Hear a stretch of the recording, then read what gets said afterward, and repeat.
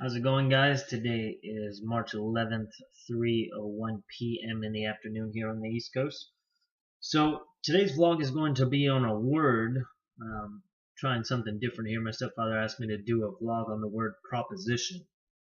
Now, after doing some research here, I found several different definitions, and then tried to break the word down to better understand it myself, because there's like philosophical definitions, there's standard definitions and dictionaries, and to better understand the word, I'd like to look at a couple different things that I found, but um, the gist of it that I took away is proposition. I broke it down into propose, which is basically um, to make a suggestion about something, to propose it in a way that majority of the time favors the person who's proposing it, or just wants to open your eyes up to that proposal.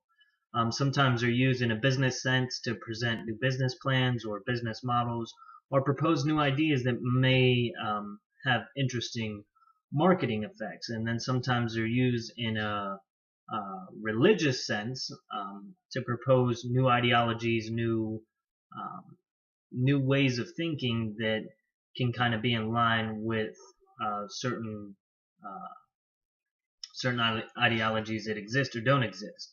But I did wanted to bring up, I found, so that'll be the general definition, just to propose something. And then I found this other article. I'm going to bring it up here on my computer. You guys won't be able to see this, but it was through Wikipedia. Regardless of what you think about Wikipedia, I do believe that it does have good information for time to time. So I found this, how propositions relate to the mind. So in relation to the mind, and I'll read this quote verbatim. In relation to the mind, propositions are discussed primarily as they fit into propositional attitudes.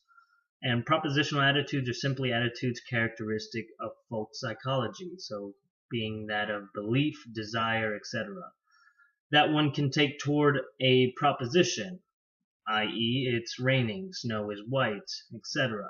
In English, propositions usually follow folk psychology or psychological attitudes by a that clause. So the way we describe it in relation to the mind is, just to give you the example they put here, that Jane believes that, so there's your propositional attitude, that it is raining. So in the philosophy of mind and psychology, mental states are often taken primarily consistent in propositional attitudes. So the propositions are usually, and I'm still quoting all of this, said to be the mental content of the attitude. So for example, if Jane has a mental state of believing that it is raining, her mental content is the proposition, it is raining. Furthermore, since such mental states are about something, namely propositions, they are said to be intentional mental states.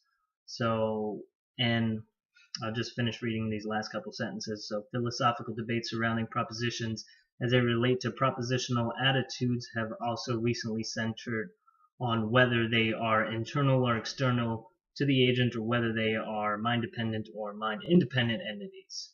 So I found this relation to the mind and proposition, so that'll be the end of that quote earlier.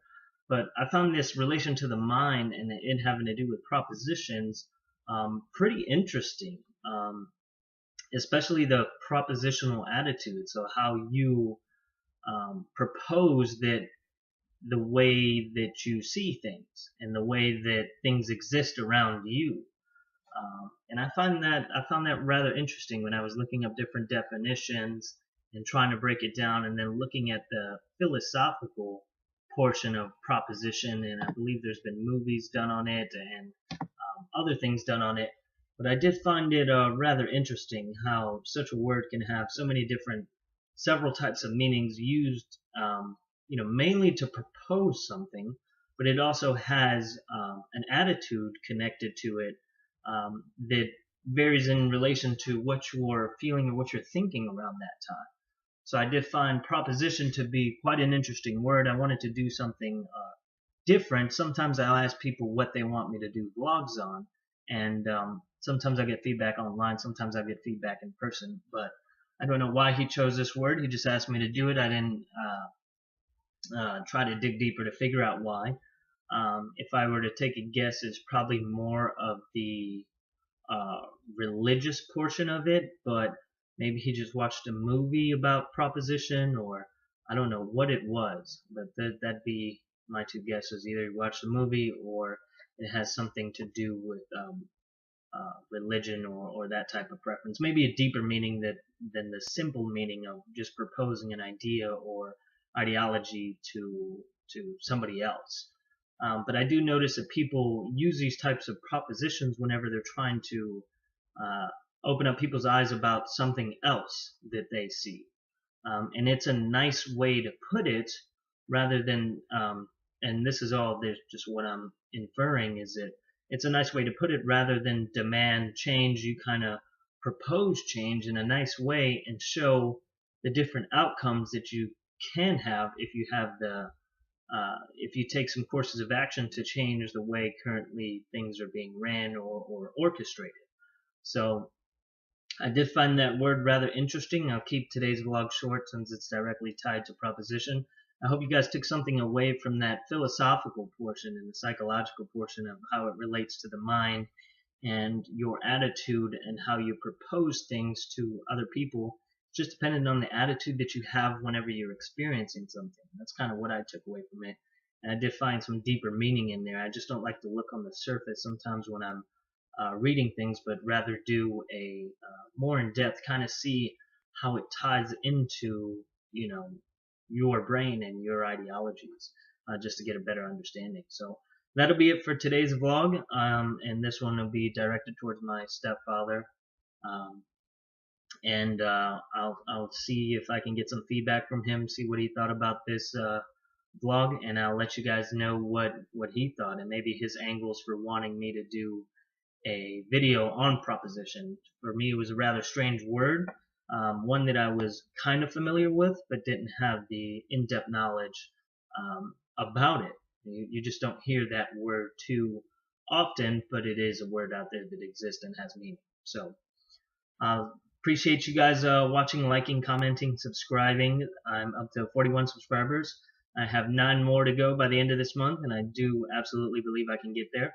I appreciate all the comments. I only got one comment recently, which I didn't know what it meant, but I did write that on the comment that I received. But either way, I try to still reply to all the comments that I do receive, and I appreciate you guys taking the time to watch my videos. So I'll definitely appreciate you guys watching, and I'll see you on the next one.